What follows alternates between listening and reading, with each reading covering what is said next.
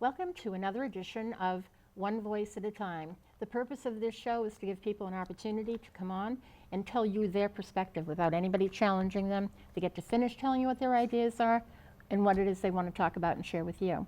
And today we have Roger Fillio, longtime resident of Londonderry and a Republican candidate for the state representative seats coming up this fall. So Roger is here today to tell you about himself and what's of importance to him and why that should be important to you as well. And Roger, why don't you start off by giving us a little background? How long have you been in Londonderry? 38 years, and I've been in New Hampshire for 46. Okay. I chose to come to New Hampshire and make my home here. Live free or die? Pretty much, but actually live with a job. Mm-hmm. Oh, okay. That was very important. It is very important to me. Yeah. I came here, and that's actually the reason I'm running, because it was a very good opportunity to establish a home, have a good job, raise children, and I was able to do that. But now I sort of see that slipping away. Yeah. But that's just one of the things. And that when you say slipping away, and that people can't afford to do that at this point, or? Yes, you cannot find a starter home that you can afford to do on an average pay of a young person. Yeah. I was 23, lived in Boston, and was able to move back to New Hampshire. I actually went home to my hometown, which was Pittsfield, Massachusetts, is where I grew up. Yeah. And I said, that was an idyllic life in the Berkshires. And I decided at that time that I would go back, and that's where I would live. No jobs, terrible economy, and we were very poor, and people that had stayed there were still poor. Still poor. And I didn't think that's where I wanted to stay. Yeah.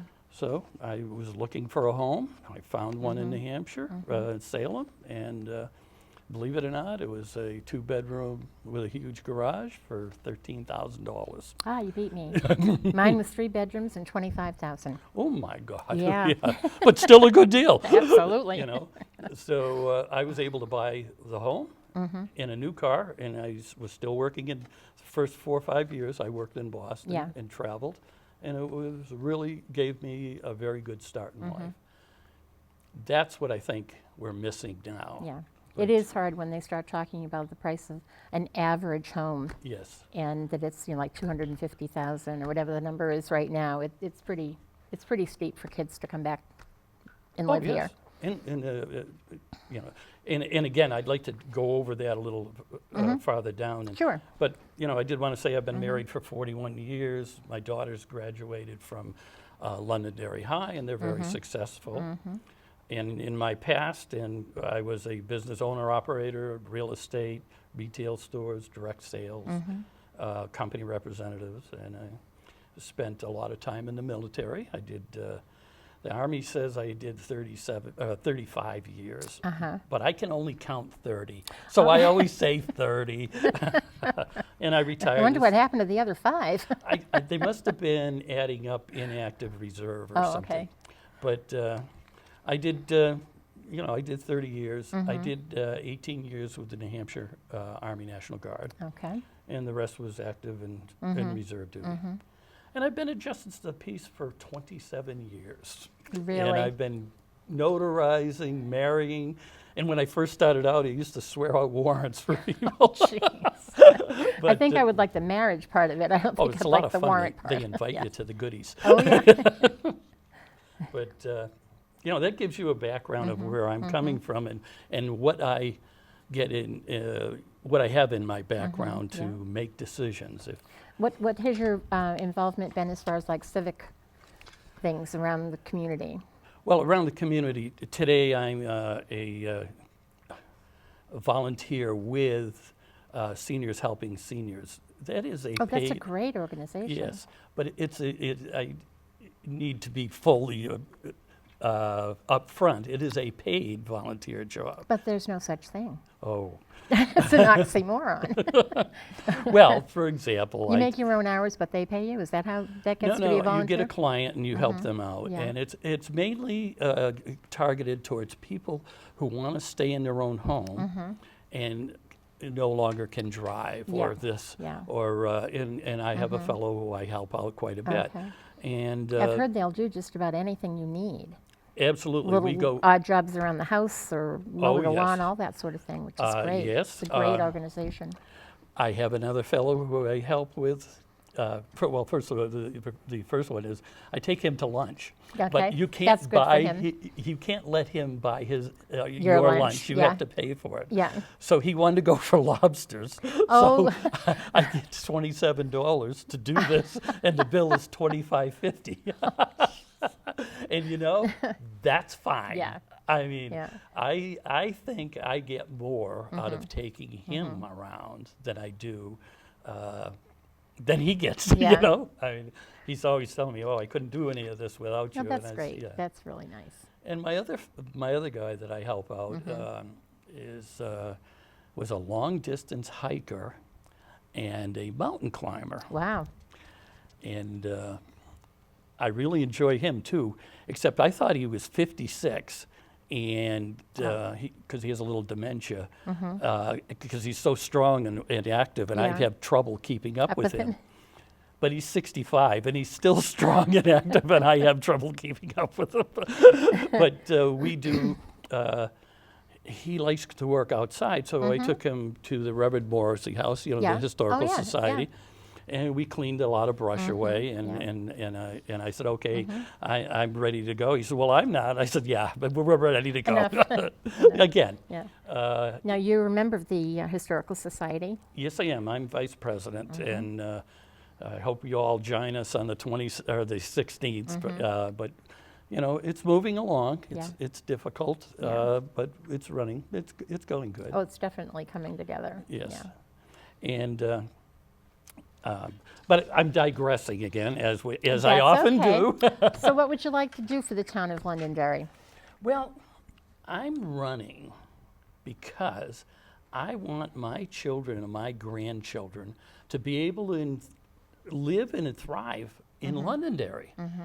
And it's very expensive here. And you have to go somewhere else to get a job, Yeah. you know. I think both of my girls are doing excellent and doing well, but they have left to go somewhere else Yeah. to do this.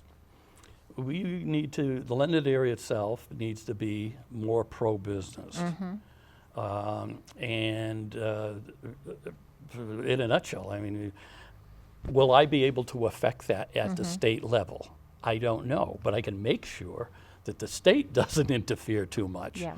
You know, we need to be pro-business at all Yeah. levels. Yeah, and I've noticed, I do another show called Transparency in Government. Yes. And there is definitely some movement towards that, to do more of that sort of thing with the economic development. Oh. It's coming in. There's a lot of things coming in. You know, And and we need some factories. that- And I yeah, don't, that- you know, yeah, people today, that's hard. we see about the old factories, the shoe shops, and I- everybody yeah. thinks of that. I worked in a machine shop. It's My kind- grandmother worked in a shoe shop until she was 92. Wow. She said, why should she quit? They weren't taking taxes out of her anymore. Oh, jeez. Well, that gives you an idea. There are many people are happy with those type of jobs. Exactly, yeah. But we grow up in school, and they say, what do you want to be? It's And all if- college. college. Yeah. I think the first issue is we should change that to additional education.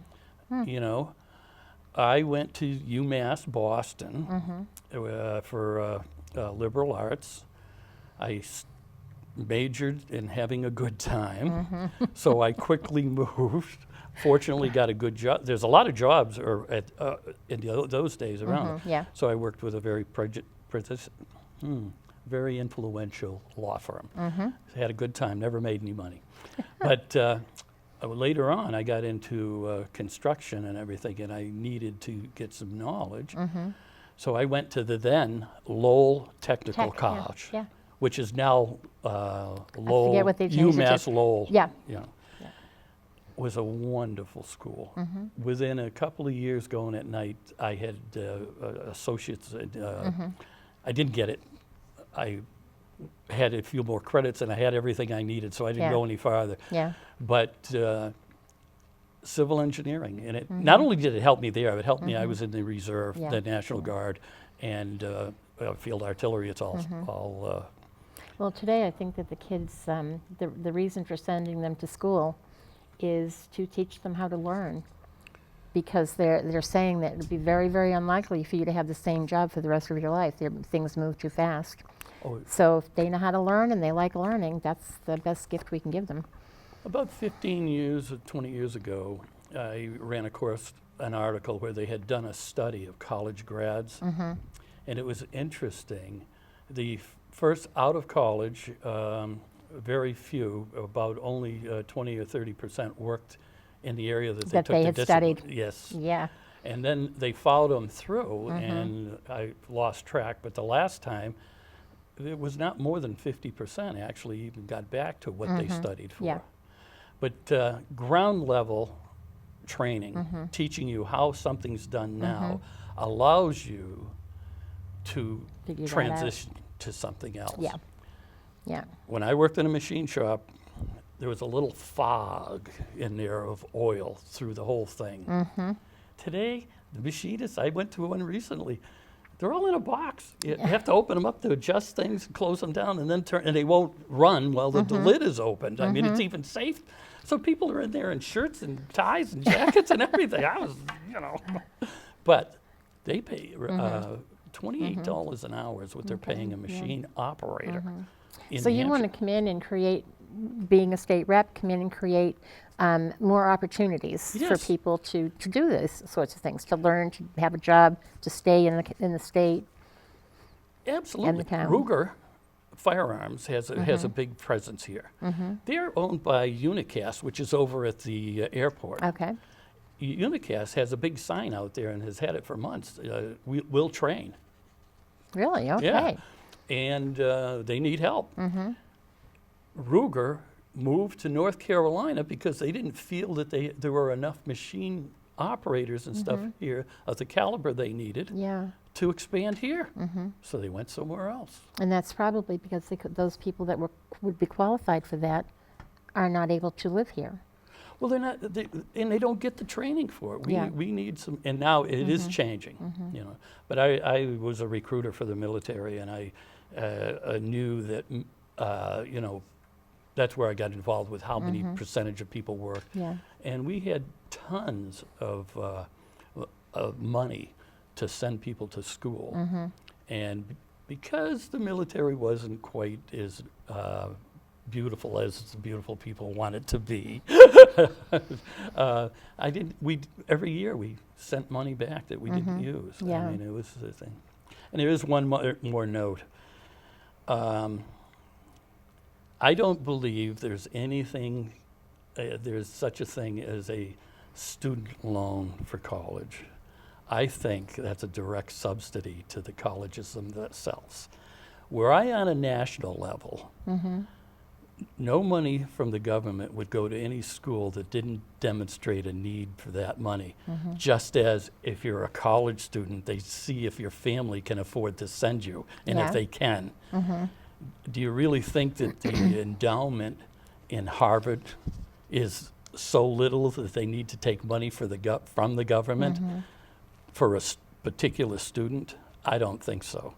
I was at MIT to take classes, and their endowments, their money, they'll tell you, oh, we can't touch that, but Yeah. they could, Well, I know our experience when my daughter went to college and then graduate school was that it seemed to be the schools that were privately run had more money available to them than the ones that were like a UNH or something like that, there was, because the state's regulating what those tuitions are. State regulation can be very beneficial, but it's a two-edged Can sword. The cost of electricity Yeah, today, yeah. we don't own the atomic factory, electric factory that's in our, Right. and that was required, the public service were required to sell that. by the state Yeah. to divest Yeah. them. And those are things you can deal with at the state level. That's correct. Are there any other things that you're looking at to influence here and locally? Locally, I would like to see, there's a Pettigill Road project Yeah, going on, and I think that's going very well. Initially, I think the state 25 years ago was going to do that, and it was take care of a lot of the money, but it did not happen. Now it's going through, and it's very confusing exactly how Yeah. it's going, but it's going.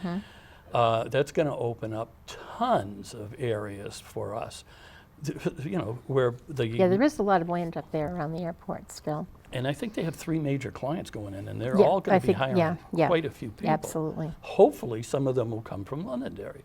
And, it doesn't take a lot of people to have close by jobs to initiate that. But like I said, I think that there should be a means test for the college, just as there is a means test for students. Okay. And as far as very locally, the electric thing that I touched on is big. Granite Ridge? Or you, Just electric regulation in okay. general. Yes, yeah. There's a coal burning factory up in Bow, I think it is. They shouldn't really be there anymore. So the EPA says you're too many emissions. Oh, okay. So they put a scrubber in. Then the EPA goes back and says, oh, that's fine, but you also have to put in a evaporator. Okay. Instead of telling them right up front, you got to do both of these, because Yeah. when you add those two together, it That's makes phenomenal, no sense. yeah. No sense at all to do that. But so, and you know who, we pay that. We have, I have public service, and One way or that's- another, Yeah. yep. The other thing is that we're in that cap and trade, the regional cap and trade. We should not be there. That does not prevent emissions. What it does is, if I'm doing very well and you're not doing well, you can buy some of mine. I see, okay. So does that eliminating any? No, it is okay, not. Okay. And that's something on a state level that I would be very going after, because I really think that if we can eliminate emissions, it's better. But we shouldn't say you can expend these even though you don't meet the standards just because you bought them from somebody else. Have you given any thought to maybe what committee you'd like to serve on if you win the election? Not that you necessarily will get what you want, but Well, I'm an outdoors person, so fish and game Oh, sort of thing of might course, be. yep, okay. But I understand that's very hard to get on. Yeah. I did spend 4 years as a law clerk, per se, although they didn't have them when I was there. So judicial would be interesting, or finance. There's 21 committees, and I'm going to get on 3. Okay. And I'm not sure which 3 they're going to be. But I'm sure it'll be interesting. They're there for a reason. They might be, some of them may be obscure. Yeah. I'm sure that the schools committee and everything that deals with that is a big deal. But there's probably 12 or 14 that nobody's ever heard of until it affects them, which is one of the things that I wanted to tell my constituents, hopefully. One of my people that I do business with said to me, well, why should I vote for you? I said, well, you know what? You call me all the time. This is going wrong or that's going wrong. I said, so I can't know everything, but you run a business. You have a problem, and I'm your representative. You call me up and tell me what the problem is. So you'll be very accessible. Absolutely. I'm a little more old-fashioned than everybody. I do a lot of work on the phone, but I do have a computer. It's all set up. I Yeah. have Facebook, and I have email and whatever else there is on there. Well, now I mentioned at the beginning of the show that I also do, to you, that I Yeah. also do Transparency in Government as Yes. another show. The point of that one being that people, if they know what's going on, if you share with them what's going on, I think they become more supportive than if they're out there wondering. They have no idea. I have yet to have a state rep or a state senator come on the show. Haven't, not that anybody has refused me, we just haven't gotten there yet. And if you become a state rep, is that something you would be willing to do, is come on and talk Absolutely. about what you're working on? Absolutely. Okay. It's, I have been a very vocal person, and I've always said, if you're vocal but you don't say it to the right people, Doesn't what matter. good is it? I mean, it just, I think Well, that, see, I just keep talking, figuring eventually I've got to hit the right person. yeah, but that's what I want to be. I want to Mm-hmm. be the person, that doesn't mean I'm going to do, I am not a person who checks where the wind is blowing and follows that. Good, good. But yeah. if you get half of the people who talk to you say one thing, you got to look into it. I mean, Absolutely. obviously Yeah. that's, the squeaky wheel Yeah. gets greased, and that's what we need to do. But if you can't sit on your hands and never send a letter or never attend meetings and then complain, I agree. we, a little local thing is, the big deal with the town forest is going up. and- Yes, yeah, a lot of discussions. Everybody told me that you couldn't do anything. When I say everybody, 3 or 4 people who are involved with Okay. the commission Yeah. have told me you couldn't do anything with that because that land was donated to the town and it had to stay to be a forest forever. No, only part of it was donated. We paid for, I just noticed that now. Yeah. So those people were telling, and the other part wasn't donate. What wasn't donated? It was we bought that, I believe, from the Max. yeah. And Yeah. it was appraised at a certain price, and he sold it to us lower and said he donated. But But that, yeah, I mean, it- that's fine. now his son is saying, no, he never said he couldn't do anything with that. That's not the vision, So you have to look closely. What I do remember, though, and this might be where that rumor came from, is that the bandstand itself Yeah. has very specific guidelines. That was a donation. Yeah. And it has very specific guidelines as to how the money can be used to maintain it, because there is a trust, I believe they call it. Okay. And it has to be even a certain color. I remember a lot of discussion over that one time. So that might be, people might be confusing those two issues. It may be, but You never know. It's Yeah. thanks to our local paper there. Yes. For me, I read that every time it comes up because there's always little tidbits in there that you got to Yeah. watch for. So I think Jay Hobson's doing a great job. yes, Really he does. is, yeah. And anyways, I don't want to lose track. I Nope, have a I'm little sorry. list here. Yeah, we'll get a few more minutes here. Oh yeah. I just wanted to say the things that I'm a Second Amendment person, and I think one of the reasons they gave us the Second Amendment in that great Constitution was to defend ourselves for all of the others that are in there. Okay. This, I believe in the right of self-defense. This is not the Wild West, but if you're defending your home or any place you're supposed to be, I don't think you should be called to account. But I do believe you have a right of self-defense. I mean, and it is a legal term. Property rights. Sticky subject. But we had originally, when they were talking about eminent domain, they're saying, oh, we're going to put a road through here and we need to take this. And if you said, no, you can't have it, they had a way of going around that. Yeah, because it would be for the public good, and Yeah. that's their interest. But now they're saying, oh, we're going to sell this to a mall operator and you're holding out. So we're going to take your property by eminent domain and That's a give it to different the situation. Yes, it Yeah. is, but the Supreme Court apparently thought that that was okay because that was held up in New York on the waterfront. Interesting. So I'm saying, well, You need to keep an eye on that. absolutely. Where does the town go? And not too long ago, there was a local town close by here where people had been paying on a piece of property, waterfront property, and they would have been paying for it on a tax evaluation. The towns decided to take that waterfront property and take it as a wetland, and they only gave them 1/3 of the value? evaluation of what they were getting, and it was legal. They had it reevaluated. So these people should have got all their money Refund. back. Yeah. And no, that's, that may be technically according to the law, correct? But it's certainly not Ethical. ethical, and it's not according to the passion that we have in New Hampshire. And that's why I worry Well, that's about. when that reminds me of when they tried to do the tax for the scenic view. Yeah. It's like, because I can see that, I have to pay a tax. I don't, Well, yeah, you have- that has to be watched. and then when they complain, somebody clear cut in front of them, so they complain. I'm paying a tax for the scenic view, Yep. and it's gone. Yep.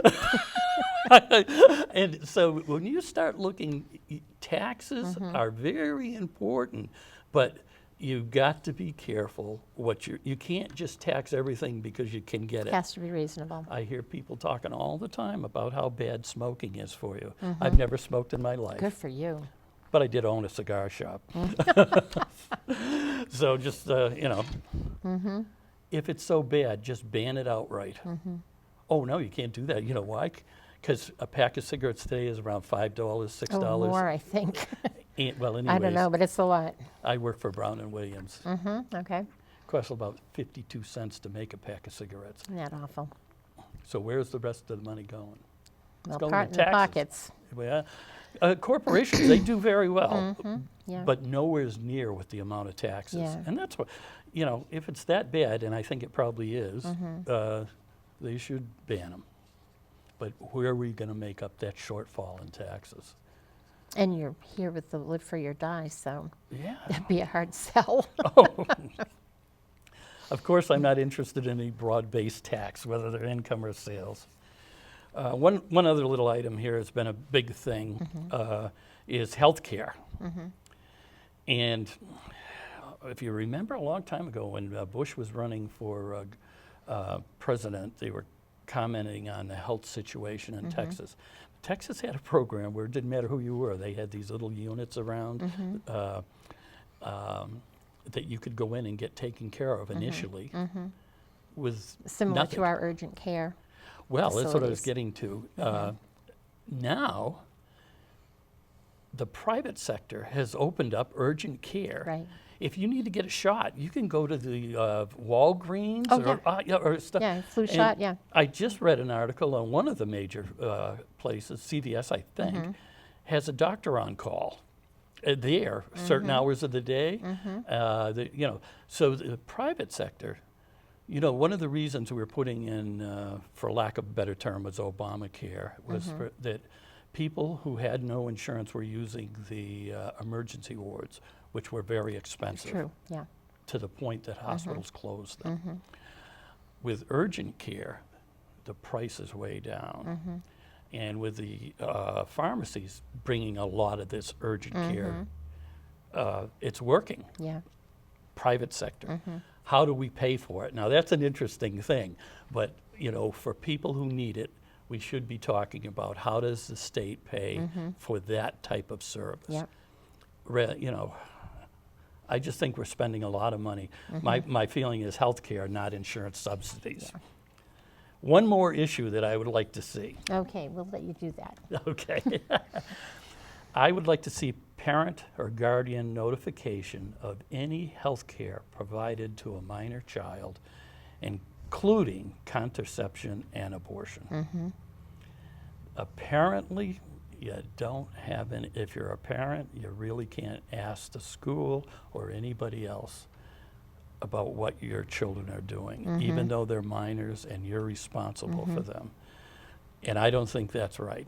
And I think that that is a big, big problem to me. Yeah. Now, I don't have any minor children anymore, but I have grandchildren, and I'd like to see them taken care of properly. And of course, I might be just old.